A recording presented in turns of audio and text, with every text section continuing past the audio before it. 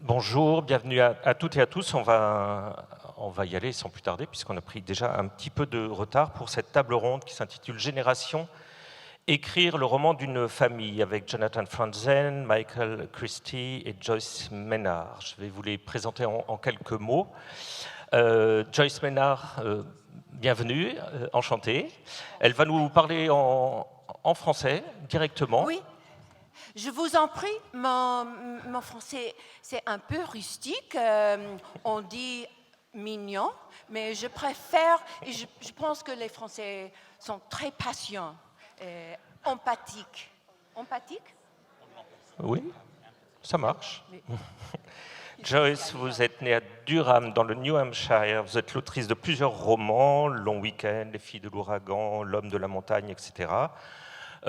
Prête à tout, qui était adapté au cinéma par Gus Van Sant, et une autobiographie, Devant moi le monde, qui revenait sur Salinger. Et vous êtes ici pour Où vivaient les gens heureux, qui a été salué par le Grand Prix de littérature américaine 2021, et dont on va parler à l'occasion de cette table ronde.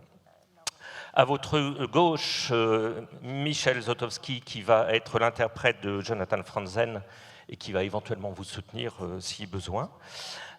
Jonathan Franzen, vous avez passé votre enfance dans le Missouri, vous avez fait des études scientifiques, vous vous tournez vers la littérature et publié notamment La 27e ville et Strong Motion avant un succès international qui est celui des corrections, dont on a beaucoup parlé. Vous avez un talent polymorphe puisque vous écrivez à la fois de la fiction, de l'essai engagé, avec toujours un regard sur la société américaine chaotique, fragmentée.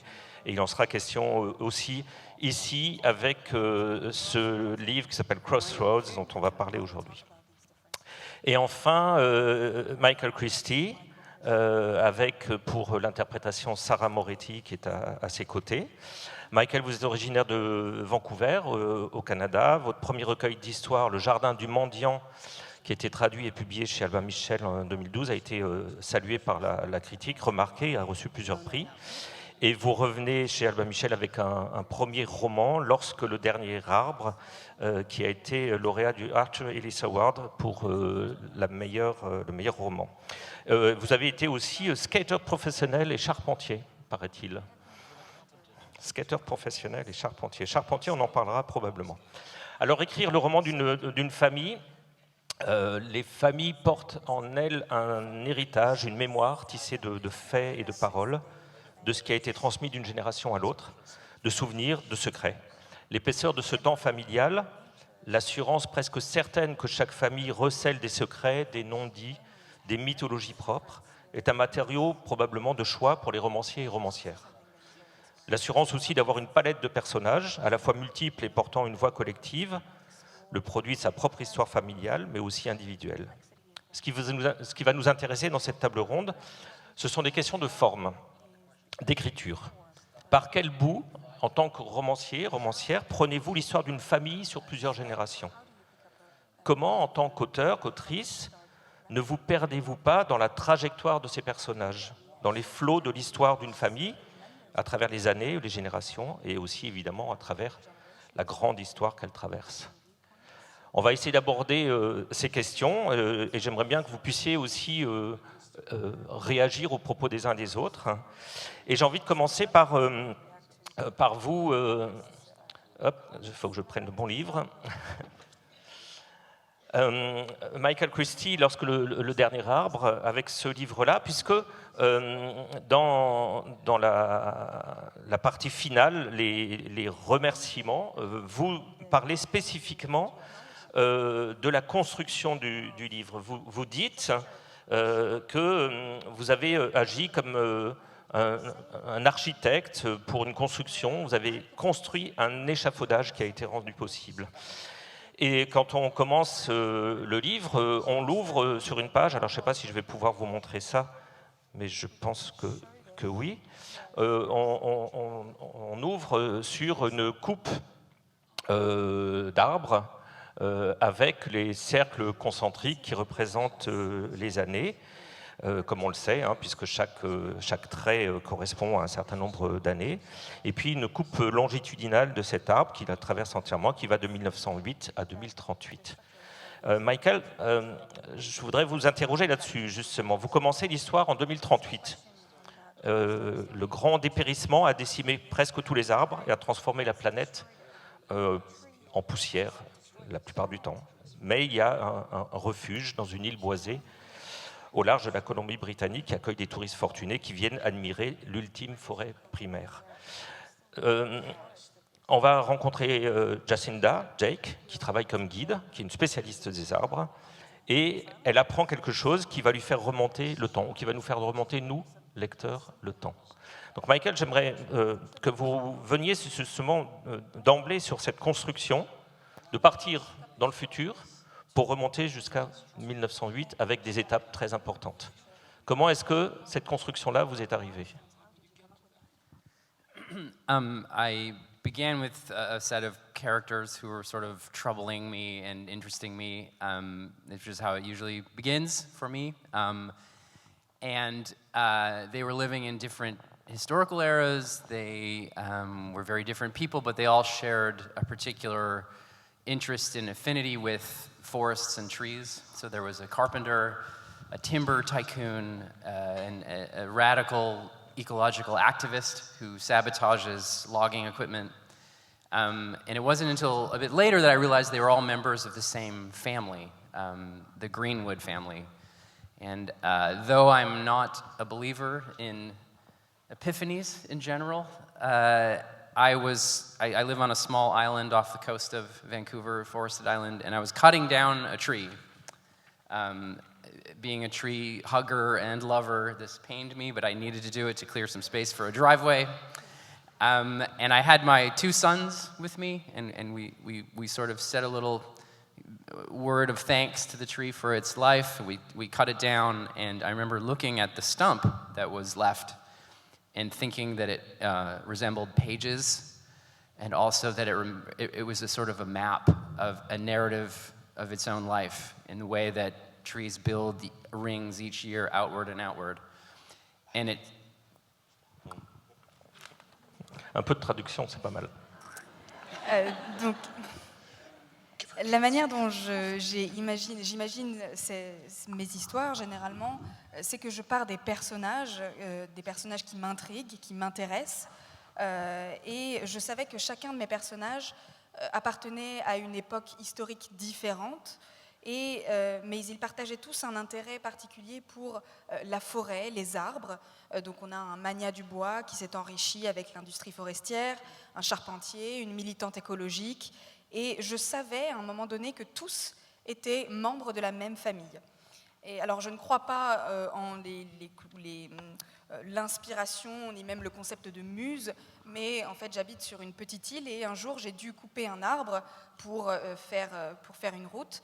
Et je dois dire que j'aime beaucoup les arbres, donc c'est quelque chose qui m'a beaucoup attristée. Donc avec mes fils, nous avons remercié l'arbre avant de le couper, et ensuite nous l'avons coupé. Et en regardant cet arbre, cette souche, j'ai vu les anneaux qui la composaient, et je me suis dit que ça ressemblait vaguement à des pages.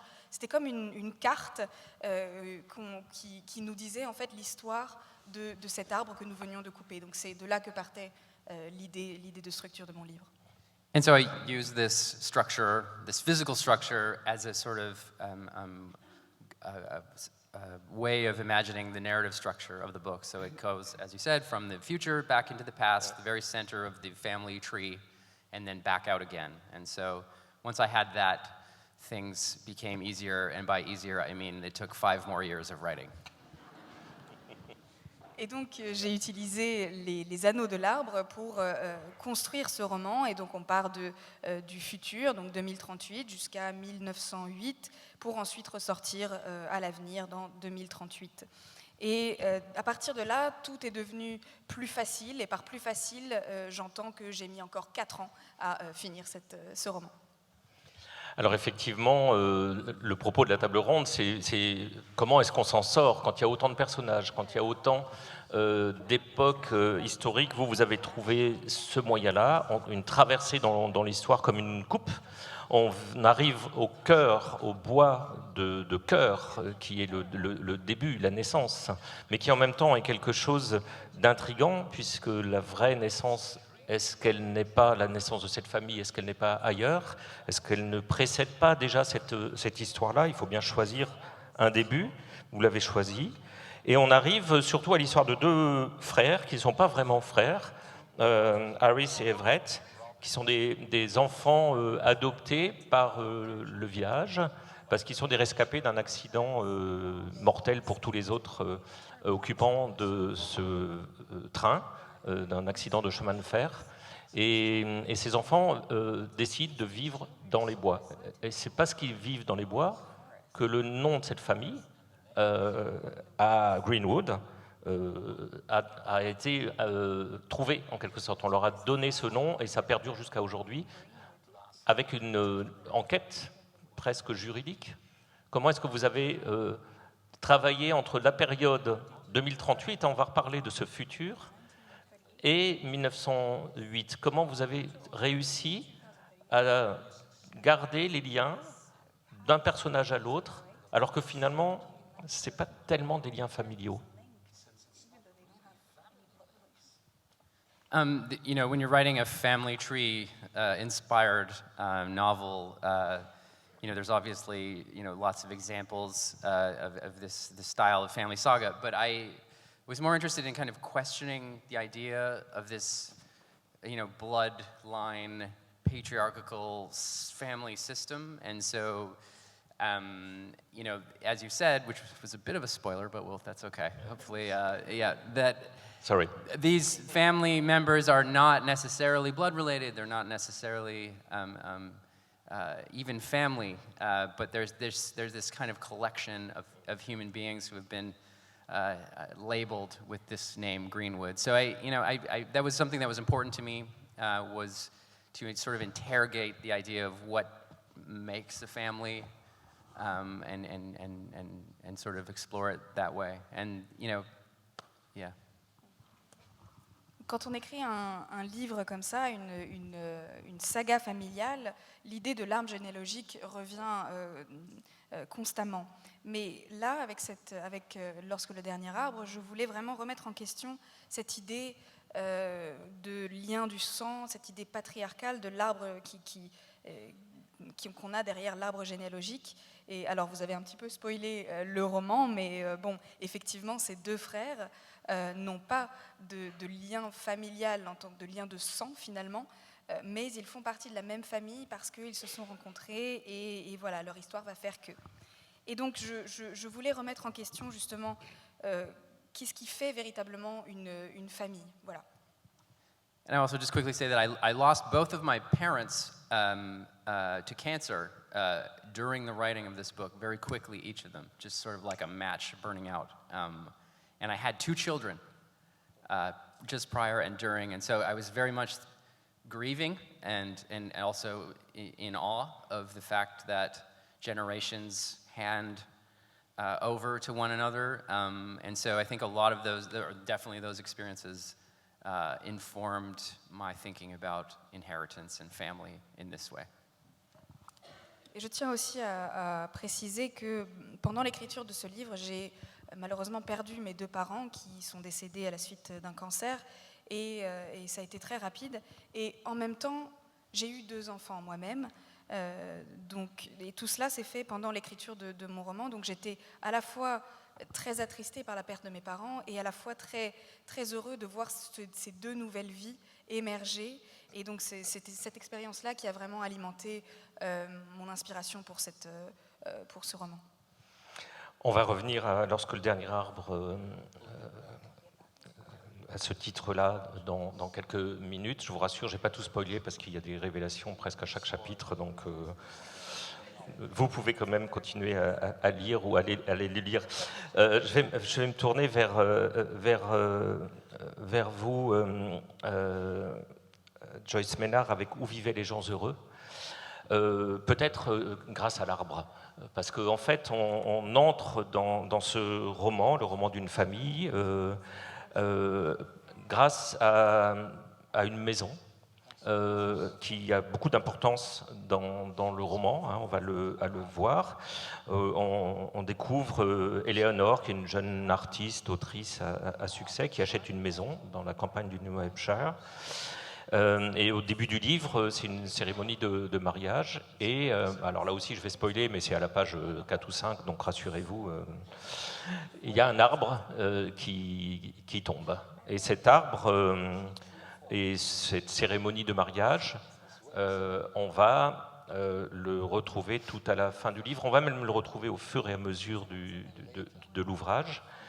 Et évidemment, Joyce Maynard, j'ai envie de vous interroger d'abord là-dessus, sur cette symbolique de l'arbre. Parce que Michael disait, bon ben, voilà, c'est un peu la tarte à la crème presque de dire un arbre généalogique, c'est la manière dont on peut représenter une famille.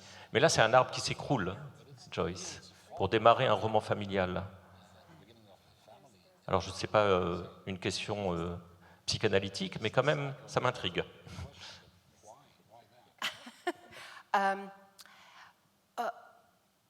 En fait, pardonnez-moi, mais en fait, l'arbre n'est pas le thème central de mon roman, mais c'est important. Oui, il est important. Oui, c'est l'arbre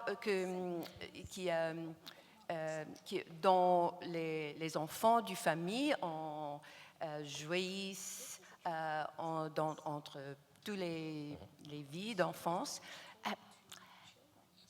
Je préfère parler anglais ici parce que j'ai pas bu du vin aujourd'hui. C'est moins facile aussi, alors. Je reconnais que il y en a beaucoup de sujets très complexes pour moi. Alors, est-ce que Michel, mon ami vous acceptez cette surcharge de travail? Très bien, ok. La maison, oui, la maison c'est très important. Le caractère central de ce roman, Eleanor, c'est une femme de mon époque. Elle était jeune les années de 73, 64, comme moi. Elle s'est tombée en amour avec un artiste. They live on a farm, and they have their 3 children are born actually on that farm. Unlike so many of the women of her generation, le seconde vague du féminisme, comme moi, qui cherchait, who wanted... Ah oui, si vous décidez de commencer à parler en anglais... Women of my generation in the United States, and I think in France too, were preoccupied with their careers and with making their lives outside the home. And for good reason. We were the daughters of mothers who were kept in the home.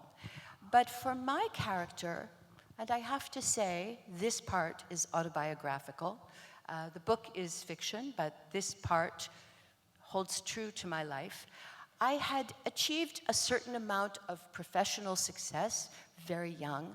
What seemed most elusive for me was to be part of a happy family, whatever that means. Je ne sais pas en anglais ni français. On va peut-être laisser Michel.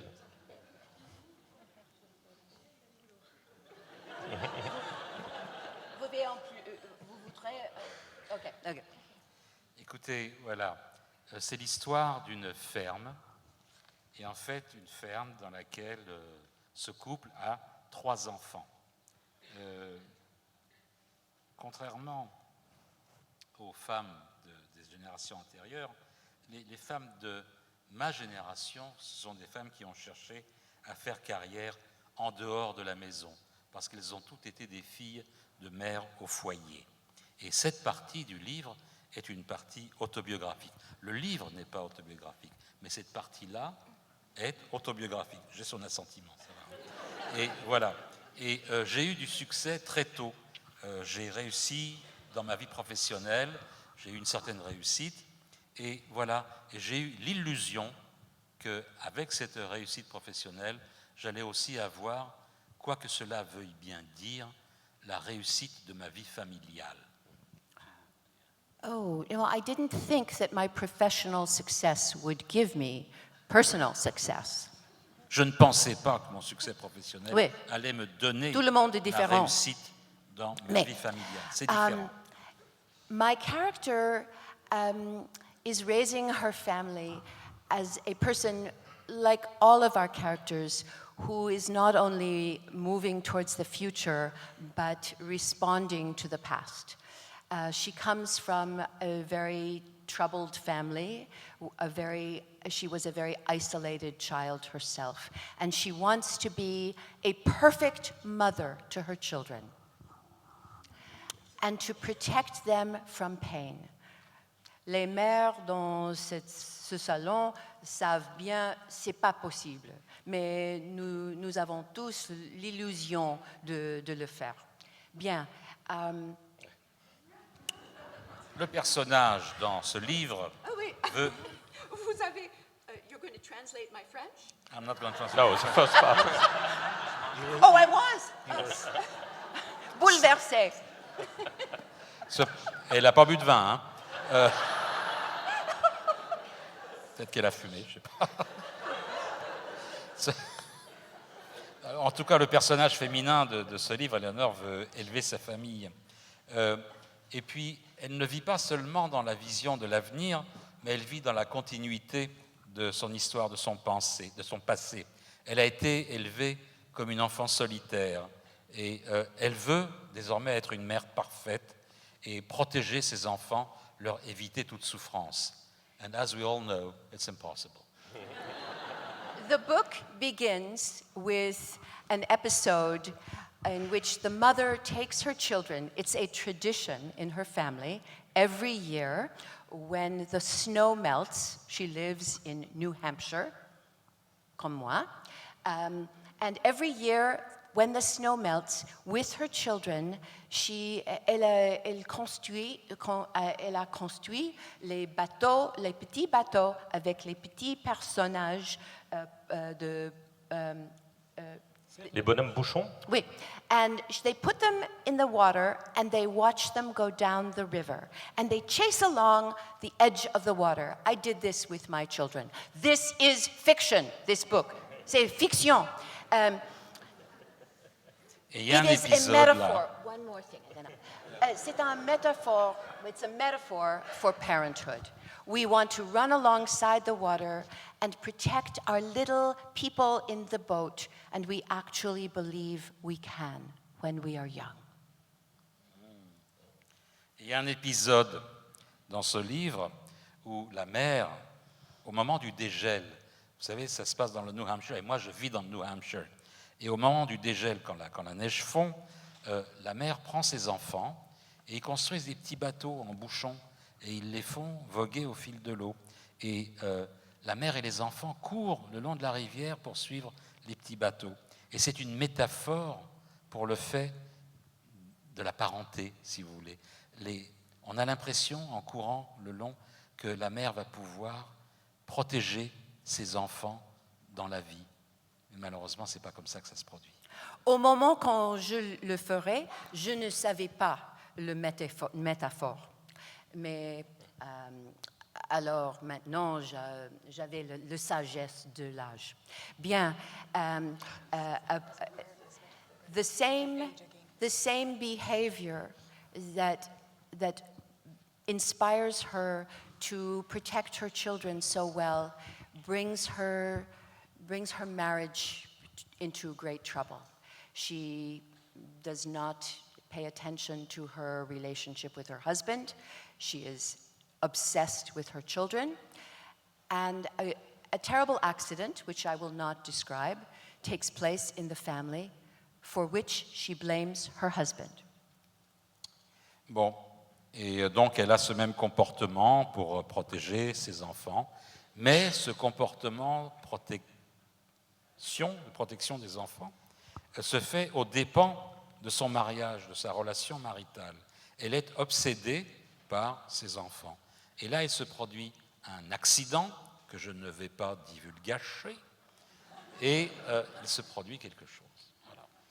Alors Joyce, je m'introduis. C'est effectivement ça qui tient le roman. C'est cette relation de la mère, Éléonore, avec ses 3 enfants, Alison, qu'on retrouve dès le début du livre comme Al, puisqu'elle était une jeune fille et elle est devenue un homme, un jeune et fort bel homme. Ursula, qui était plutôt discrète et douce, qui est devenue une femme un peu dure avec sa mère. Et puis Toby, qui est peut-être le plus doux des enfants. Cette relation, elle se découvre au début du livre, mais sans qu'on comprenne rien à leur histoire, évidemment. On remonte avec le long flashback. J'ai parlé de construction. Tout à l'heure, j'ai dit comment ne pas se perdre dans les personnages, comme comment ne pas se perdre dans les langues aujourd'hui entre le français et l'anglais. Comment ne pas se perdre dans ces constructions-là. Il me semble que votre manière de ne pas vous perdre, c'est justement de partir de ce point, le mariage, et d'y revenir en ayant fait un grand cercle, avec de temps en temps des échos, les bonhommes bouchons dont vous avez parlé tout à l'heure, qu'on retrouve plusieurs fois, l'arbre, le frêne, qu'on retrouve plusieurs fois, la maison, qui est le socle, qui est stable, mais qu'elle abandonne quand même pour laisser à son mari, la laisser à son mari. Donc vous faites un grand circuit comme ça, un cercle, pour revenir, une révolution. Mais pendant cette révolution, vous racontez toute l'histoire. C'est comme ça que vous avez réussi à raconter ces années et cette relation si particulière de la mère à ses enfants. I could speak in technical terms about how I keep track of my characters. I have a giant board on my wall, much bigger than this. Comme ça, non, mais très bien, très grand. And I write down every character and how old they are and what music is playing, what is happening in the world. This is so important. The book is really an exploration of the intersection between the small world of the family and the big world outside and how it enters. So when the book begins, the Vietnam War is still going on. And over the course of the book, we see so many changes in the lives of women. We see there's a character who contracts AIDS. We see the Challenger explode and the way a child in the family sees her hero killed before her eyes on television. And over the course of time, I would say the relationship is not simply between the mother and her children, but the family and the world. When she learns, and we have also given a little bit of a spoiler, but you can still read the book, when she learns that one of her beloved children does not view herself as the sex that she has been assigned, she sees this initially as a terrible tragedy, but as I think many women would in that era, some years ago, she comes to realize that, in fact, this is the good news in her child's life. And that speaks to changes in our culture, changes in our understanding of what constitutes tragedy. The tragedy is, in fact, not that one. Others do occur. Bon, je pourrais vous parler de la technique qui m'amène à avoir construit ce roman. En fait, j'ai dans mon bureau un très grand tableau, énorme, vraiment très énorme. Je ne ferai pas de geste, promis, je ne vais pas faire de geste. Et dessus, je mets le nom de chaque personnage, je mets quel type de musique ce personnage écoute. Musique, et je mets très aussi, important. Et j'écris aussi, je mets des petites notes là sur ce qui se passe dans le monde à ce moment-là. Hein.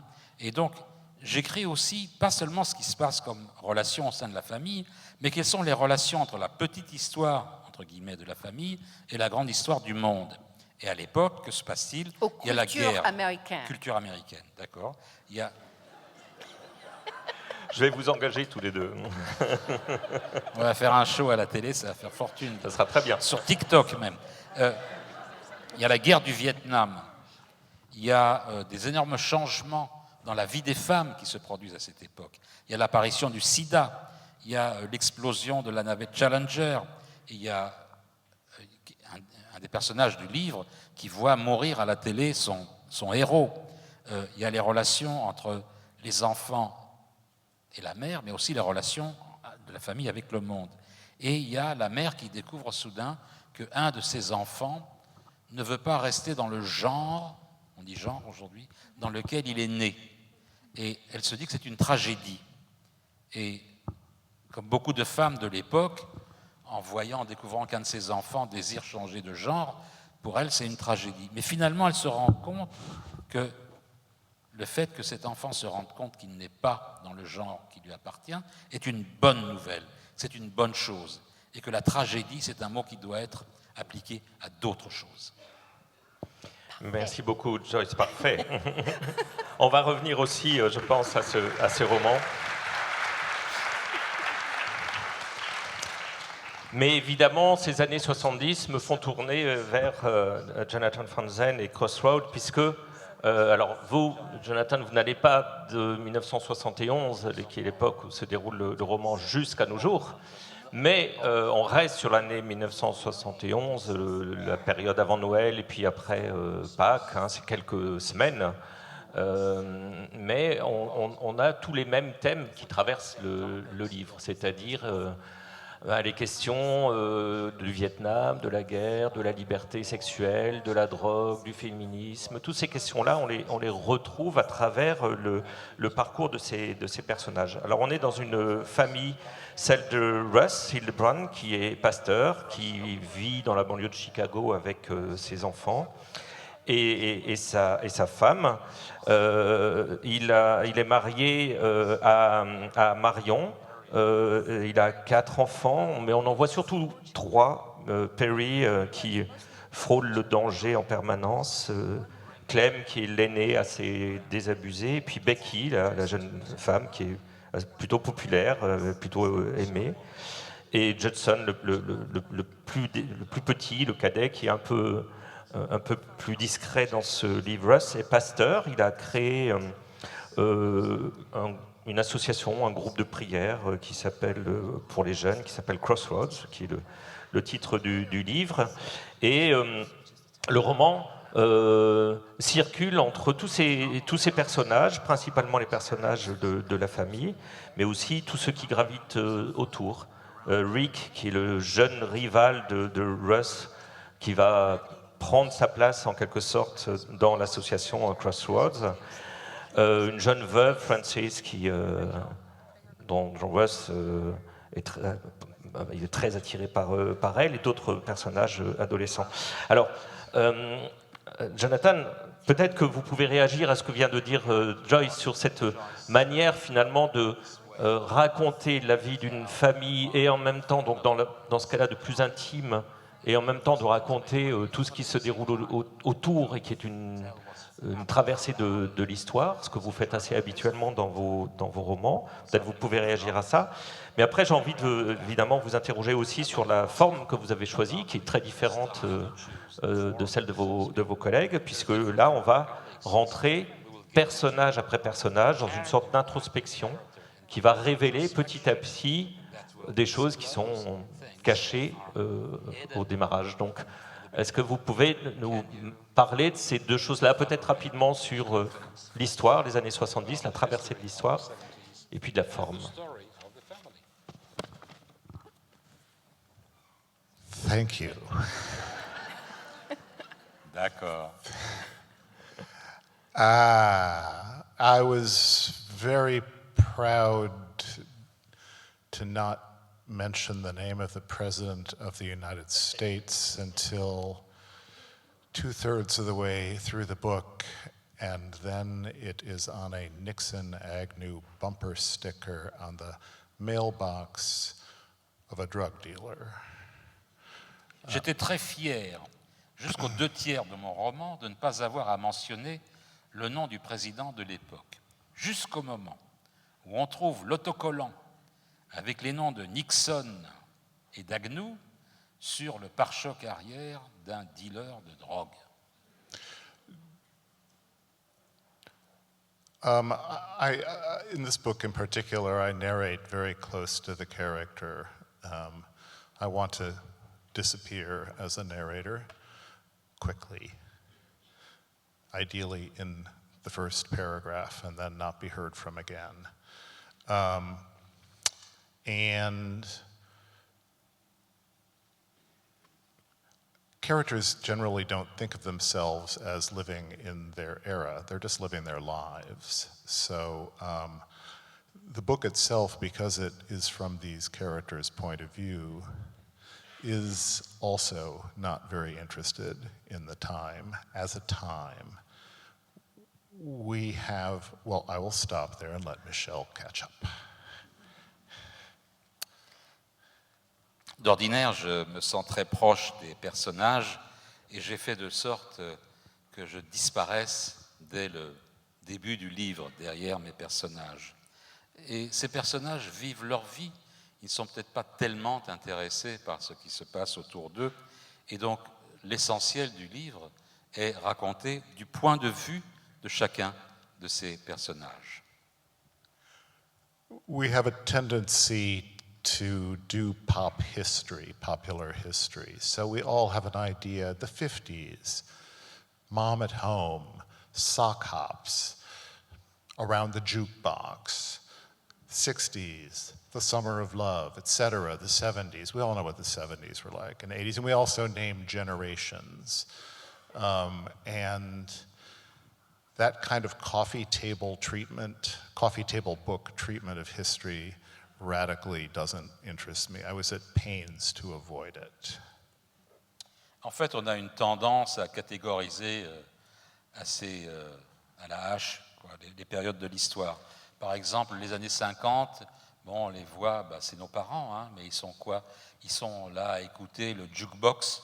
Je ne sais pas si ça dit grand-chose aux gens qui sont ici, un jukebox. Les années 60, bon, grosso modo, les années 70, on commence à parler de génération. On a tendance à décrire l'histoire comme on l'a décrit dans les magazines qu'on laisse, vous savez, sur les tables du salon. Mais moi, ce genre d'histoire, ça ne m'intéresse pas du tout.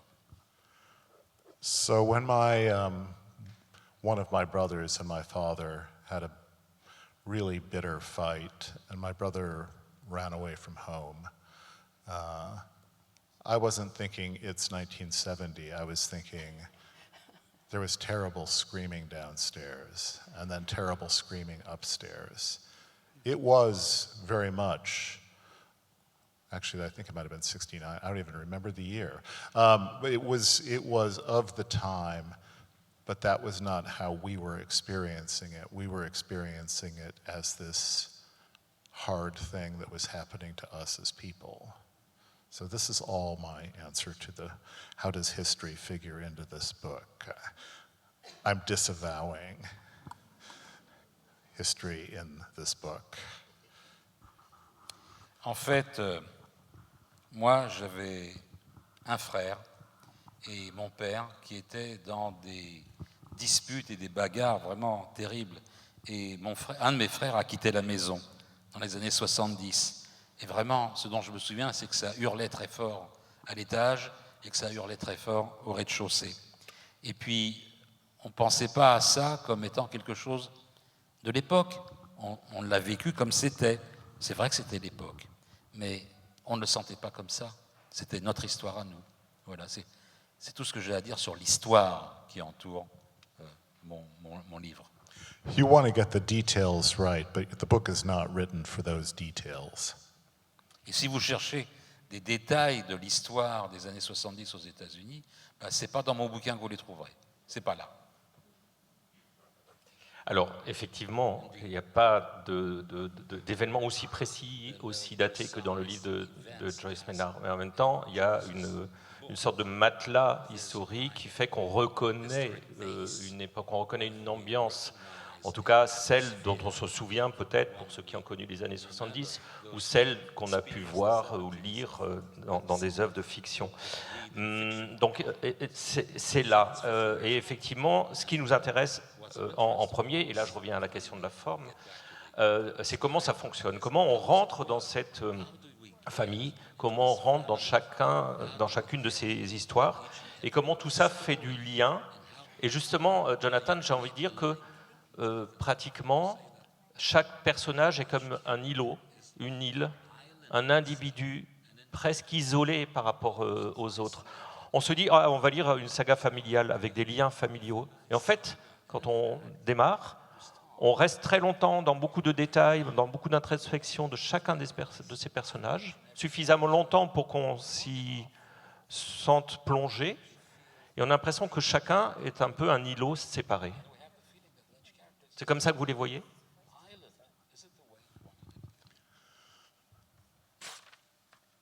Island, maybe not, although I suppose one could imagine an archipelago.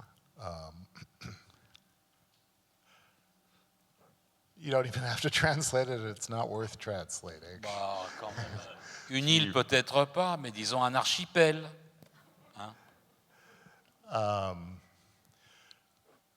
But yeah, and I'm sure Joyce will know what I'm talking about. I have not read Michael's book. Everything you've said makes me really keen to. But you're looking for a different tone for each character, and I suppose in that sense, in the same way, separate islands have their own endemic species. Each character has a kind of endemic tone that you get into and then you forget about the previous tone until you return to it. En fait, Joyce va très bien me comprendre. Ce que je décris dans ce livre, c'est pas moi, mais c'est moi. Et le ton est différent pour chacun des personnages. Si vous voulez, pour poursuivre l'analogie avec une île ou un archipel, chaque île est différente et chaque île a son espèce endémique. Chaque île a son ton et quand on la quitte, on l'oublie jusqu'à ce qu'on y revienne. My fun, formal challenge was to set most of the book on a single afternoon and evening. And that required some sleight of hand because I was trying to write a realistic book, but it's actually not that realistic that all 5 main characters would be going through this, one of the central crises of their lives on the same afternoon. You know, so there's a lot of, you want to sink down into the particulars so as not to be reminded of the somewhat unrealistic fact that, oh my God, here's a new character. Oh my God, they too are in like total crisis. En fait, c'était une sorte de défi l'écriture de ce roman, parce que idéalement, je souhaitais que toute l'action se déroule ou se déroula dans une seule après-midi et une soirée. Et là, il fallait vraiment avoir le truc, il fallait savoir travailler. Mais de façon réaliste, comment faire pour que ces 5 personnages vivent ou aient l'expérience de cette crise existentielle centrale de leur vie? C'était peut-être un peu irréaliste parce que soudain, je me suis retrouvé au 2e jour avec des personnages qui apparaissaient ici et là et qui étaient hors de ces 5 personnages. And just one last thing, it occurs to me that what I was saying earlier about trying to stick with the character and not write about the history, that is actually like so much else serving the exigencies of storytelling. You like the only way to make 400 pages about one afternoon work is to really like ride hard the particular dramatic need of each character, and that requires a certain kind of tunnel vision, which may be what you're referring to. Et en fait, il me semble que ce que j'ai dit précédemment sur j'écris pas l'histoire avec un grand H, mais j'écris l'histoire de ces personnages, et cette exigence de faire une narration sur une seule journée en 500 pages ou en 600 pages, en anglais, parce qu'en français c'est un peu plus long, c'est peut-être un peu irréaliste. Jonathan a prononcé le mot de crise, comme si effectivement tout le monde était en crise en même temps dans cette famille, ce qui est un peu le cas quand on commence à explorer. Alors ça dure un peu plus qu'une journée, mais on voit bien que la crise arrive au même moment pour tout le monde. Et j'ai envie de m'adresser à Joyce et à Michael à propos de cette notion de crise. On On parle souvent aussi de crise familiale, et quand on est romancier, il faut à un moment qu'il se passe quelque chose qui fait qu'on est au début du roman dans un certain état, et à la fin du roman, il y a un processus où il y a une crise qui s'est déroulée. Donc quand on associe cette espèce d'avancée fictionnelle et la question de la famille, je voudrais vous poser à l'un et à l'autre, j'ai l'impression que c'est plus le cas pour Michael, mais finalement aussi pour Joyce, je pense. Quelle est la crise finalement qui vous a fait avancer sur cette narration et sur cette question de génération, de famille, alors là de génération avec plein avec un pluriel multiple pour Michael, puisqu'on traverse vraiment les années. Mais la crise, finalement, on a l'impression que c'est ce qui déclenche le roman. Et même une crise double, la crise écologique de ces arbres qui disparaissent, et en revenant au début du roman, c'est la Grande Dépression, donc c'est la crise économique. Vous allez d'une crise à l'autre, Michael, et la crise familiale au milieu de tout ça. I'm not the first person to say that writing about the climate crisis is really difficult and something that I didn't really want to do to begin with. I think that focusing in on the crisis of the individuals in the family really allowed me to open up a broader conversation with respect to the trees' place in the devolving climate, and the fact that there used to be 6 trillion trees on this planet and now there are 3 trillion. Au début, je ne voulais pas écrire une histoire qui parlait du changement climatique en tant que tel. Je trouve ça très difficile et ce n'était pas mon intention avec ce roman. Je voulais plutôt m'intéresser aux crises individuelles et ouvrir la conversation au niveau vraiment de ces individus et familial en même temps, et sur la place des arbres dans notre monde et dans notre nature, en sachant que sur Terre, nous avions au départ 6 000 milliards d'arbres, et aujourd'hui, nous n'en avons plus que 3 000 milliards. And so I guess I use each generation as a kind of a prism to view the human's relationship with the natural world.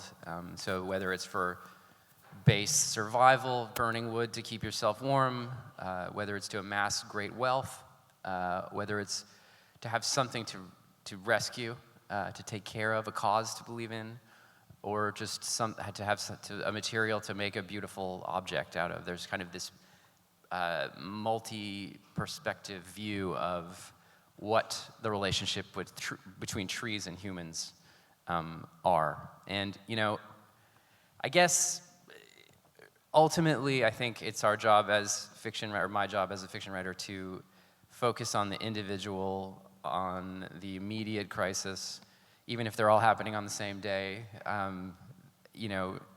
Those are going to be the access points for the reader.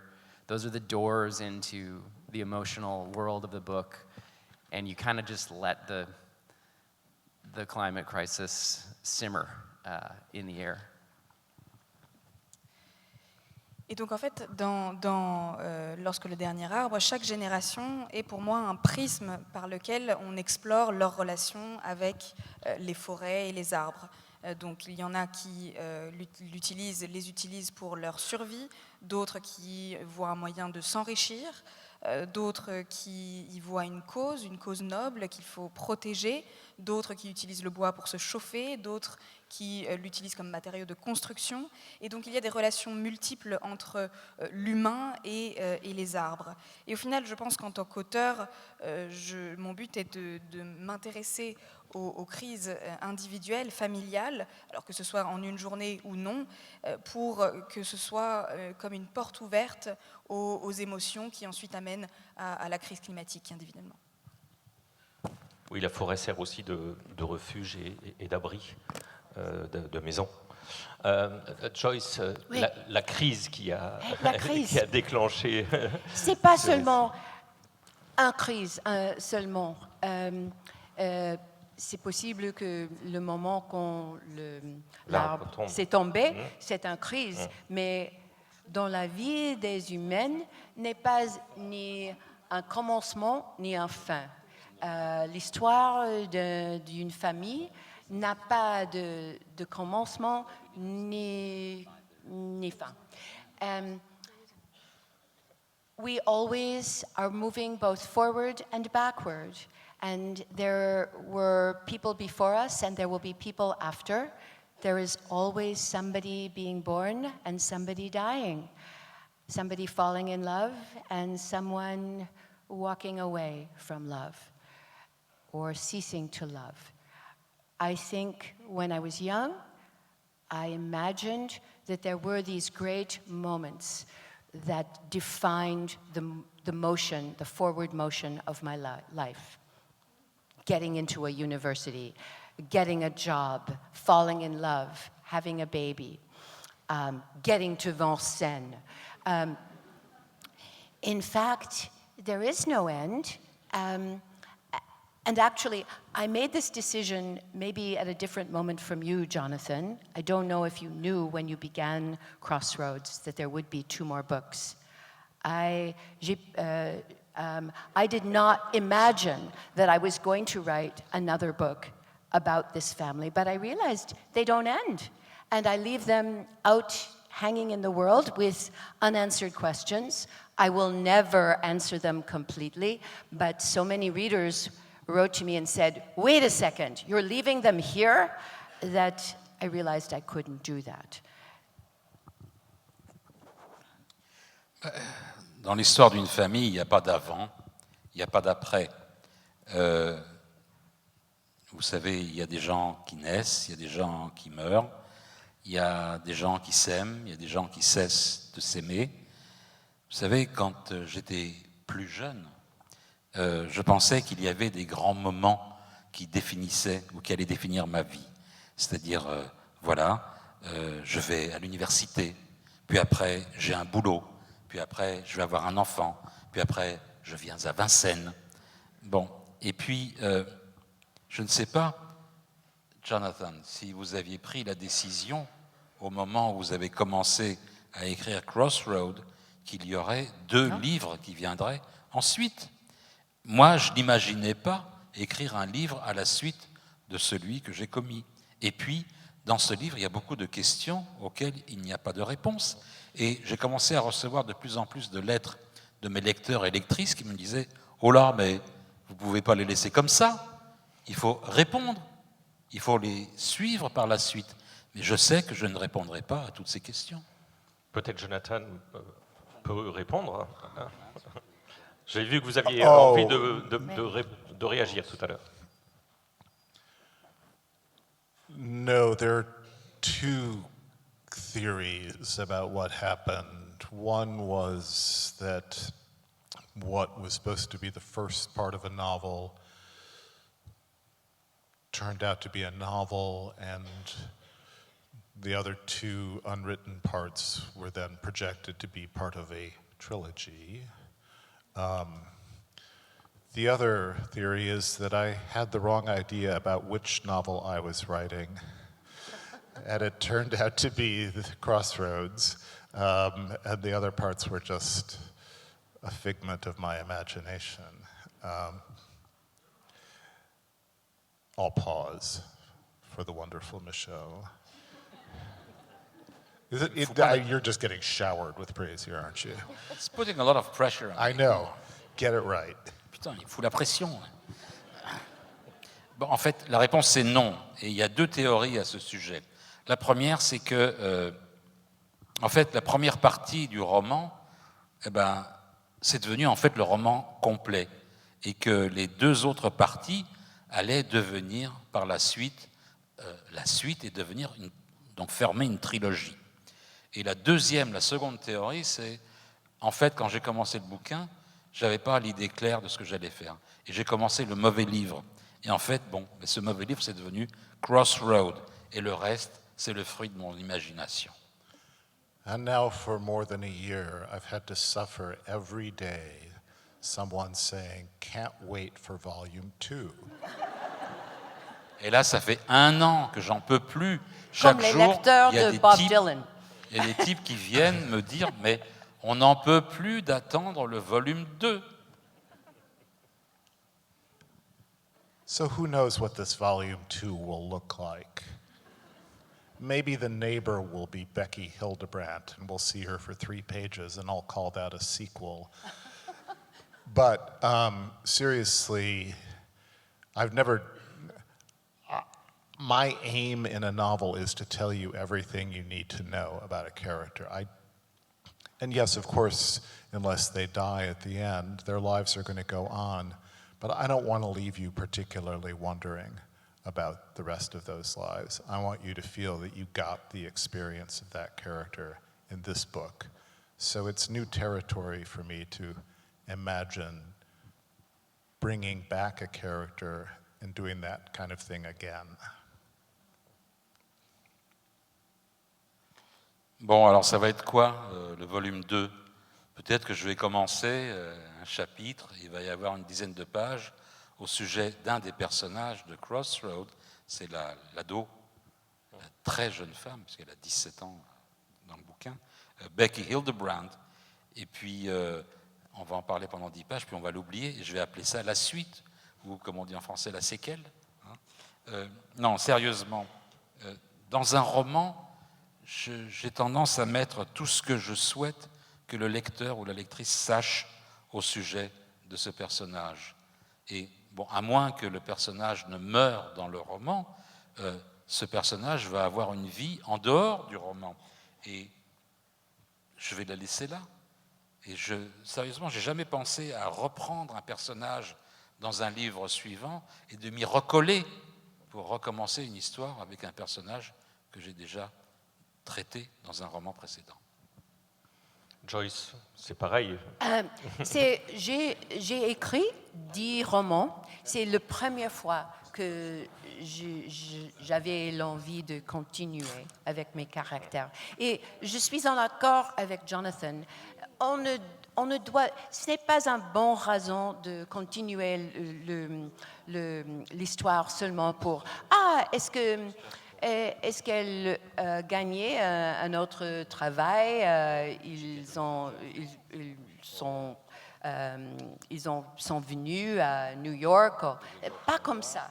Mais il y était des questions centrales de la vie de mon caractère qui étaient pendant au fin du livre.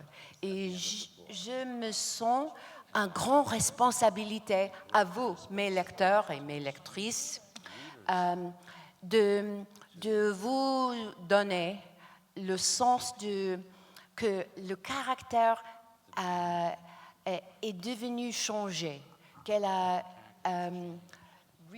Éléonore s'est rendu compte, que le caractère s'est rendu compte quelque chose qu'elle n'a pas compris d'ailleurs.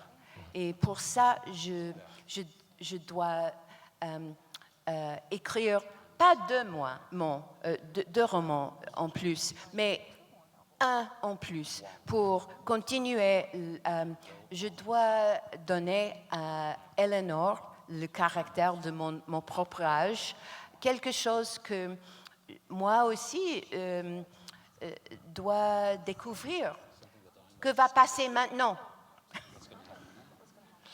Alors peut-être que ça peut être une manière d'approcher de la fin de cette rencontre. Ce que vous venez de dire sur ce que vous pouvez transmettre aux lecteurs et aux lectrices, et finalement ce que le personnage, Éléonore, vous a transmis, peut-être à vous en tant qu'autrice. On a l'impression qu'il y a une forme d'apaisement à la fin de sa vie, une acceptation de ce qu'elle n'a pas bien fait, de ce que Cam, son mari, n'a pas bien fait, mais finalement, ce n'est pas tout à fait de l'ordre du pardon, et encore moins du pardon religieux, qui pourrait être un thème de Crossroads, mais il y a quand même quelque chose qui est de l'ordre de l'acceptation. Et j'ai envie de vous poser la même question. Est-ce qu'il y a un cheminement vers une acceptation, un apaisement, une compréhension de soi et des autres? Joyce, peut-être commencer par vous. Oui. Elle était une... I'll say it in English, because we are running out of time, I know. Eleanor is a woman, of course, of many feelings. No character should be defined by a single propulsive obsession. But one of hers is initially to be this great mother, to protect her children, to make this family, intact family, unlike the one she knew. She fails at all of these things. We could say she fails. And her greatest failure, perhaps, is to forgive her husband, to forgive herself, her failures. So there is a completion in the novel that she does, at the end, forgive her husband. She makes a choice that made some women very angry at the end of the book. I won't say what she does, but she doesn't marry him again, but she does something very forgiving. But what she has not yet done is experience life without self-sacrifice. And this is the adventure of her later years, as it perhaps is mine. Éléonore, mon personnage, est une femme qui éprouve beaucoup de sentiments. Bien sûr, on ne peut pas caractériser un personnage par un seul sentiment. Mais l'un de ses caractères, de ce personnage, c'est son côté obsessif. Elle veut être une mère extraordinaire, une femme fantastique. Elle veut garder sa famille totalement intacte. Et elle se plante, elle rate. Et elle ne pardonne pas à son mari, elle ne se pardonne pas elle-même. Mais finalement, à la fin du livre, il y a une sorte de complétude. Elle finit par pardonner à son mari, mais elle ne se remarie pas avec lui. Et il lui reste une chose à expérimenter, c'est une vie qui ne soit pas une vie où elle se sacrifie elle-même. Peut-être que c'est mon histoire aussi. Jonathan? Oh. Help me understand what that question was. C'était quoi la question? C'était quoi la question exactement? La question, c'est de savoir si, au bout du compte, il y a un cheminement qui va vers l'acceptation. Alors là, on a des personnages multiples qui vont tous se sentir coupables. Et est-ce que la question, c'est justement d'aller vers quelque chose où ils vont peut-être s'accepter eux-mêmes et accepter les autres? Nah.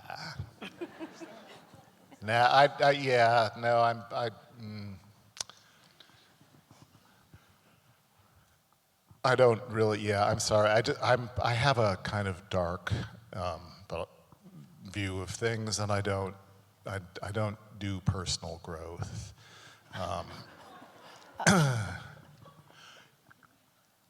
That said, I do notice that I've changed, and this book is a product of a different writer than any of the previous novels, a less angry writer, and a less judgmental writer. You could call that progress, but I think we need to be careful of narratives of progress. Look where this one that we have society-wide has got us,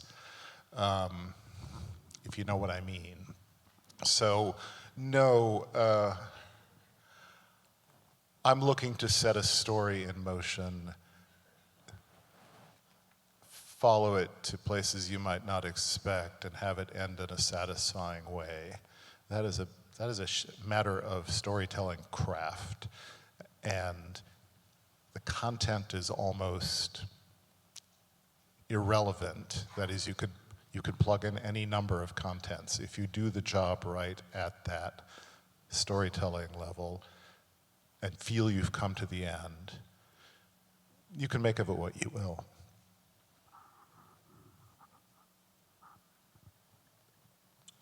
La réponse est non à votre question.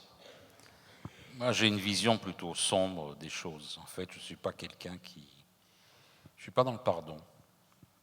Mais en fait, je pense que je change et qu'avec le temps, je suis de moins en moins en colère.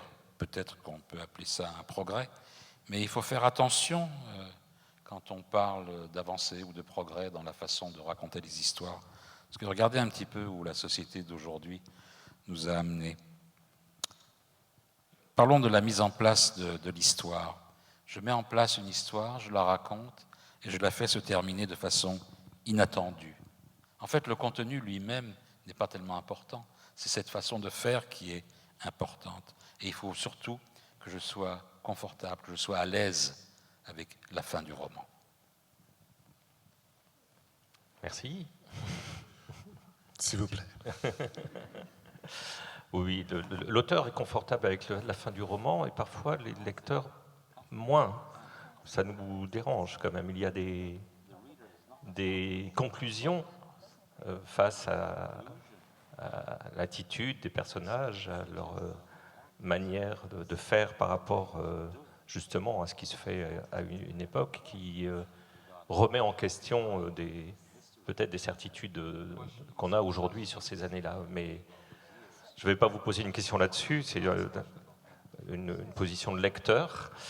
Le livre est suffisamment riche pour qu'on y trouve différents chemins. Mais je voudrais terminer avec vous, Michael, et vous poser la même question de cette sorte d'acceptation qu'il a, et peut-être pas individuelle. Évidemment, il y a Jacinta, qui démarre le livre et qui termine, qui a compris quelque chose parce qu'elle a accepté finalement de faire partie de cette famille. Mais j'ai l'impression que ça va au-delà de sa propre personne.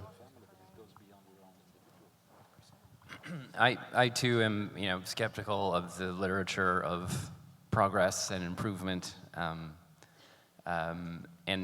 I struggled with the ending of this novel for a long time, and kind of arrived at a place, where it's a book that's very much about cycles and systems and repeating elements. There's the great documentary maker Ken Burns, who makes films for PBS, once said, "History doesn't repeat itself, but it rhymes."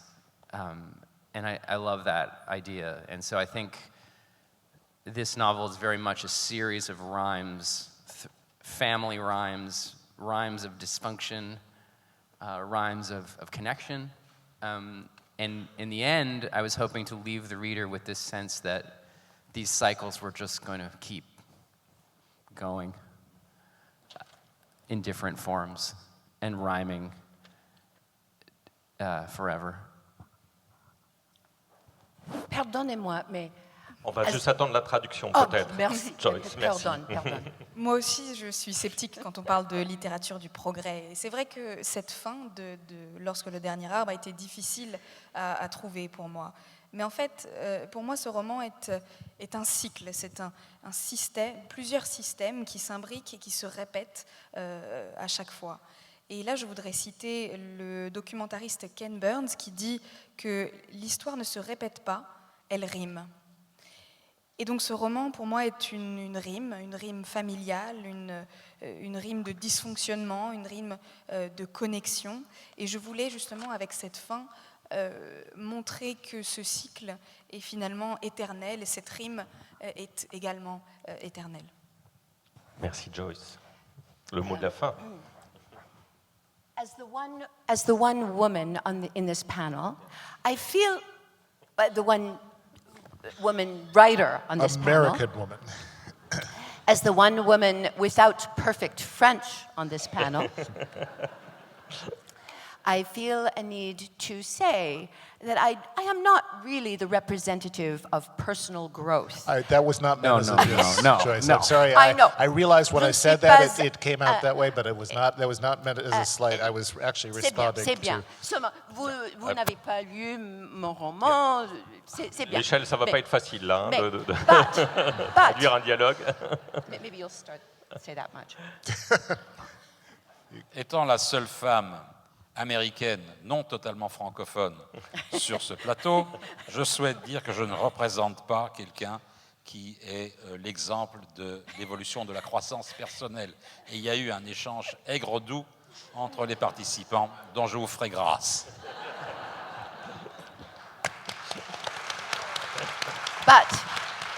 Mais, But having said this, I will defend the goal of a writer to see characters change and grow, perhaps disastrously. They can get better, they can become utterly corrupted. But like ourselves, like the people we know, they are likely to change. And I am very interested in seeing the way life changes us. I think that's all I needed to say. I considered walking off this stage at that moment, but On I va être obligé de decided. quitter la scène, de toute façon. Michel. This is, Cela by the dit- way, because I want to give Michelle the last word. This is the third panel I've done this weekend, and this is the first time voices were raised. So, In a very friendly In a Il manner. va falloir way, of organiser une course. deuxième table ronde pour jeudi. cela dit, je dois défendre le sort des personnages de romans. Ils ont le droit de changer et ils changent. Ils peuvent changer en bien, mais ils peuvent aussi changer en mal et devenir totalement corrompus, tout comme nous. Ils changent au cours de leur vie. Voilà. Et c'est ce que je pensais quitter la scène sans rien dire, mais là, il a fallu que j'ajoute mon petit grain de sel et que je le dise comme ça. Et Jonathan a dit, c'est la 3e table ronde à laquelle je participe et c'est la première fois qu'on se jette des assiettes à la figure. De façon polie, mais on l'a fait. Eh bien, bravo à vous trois.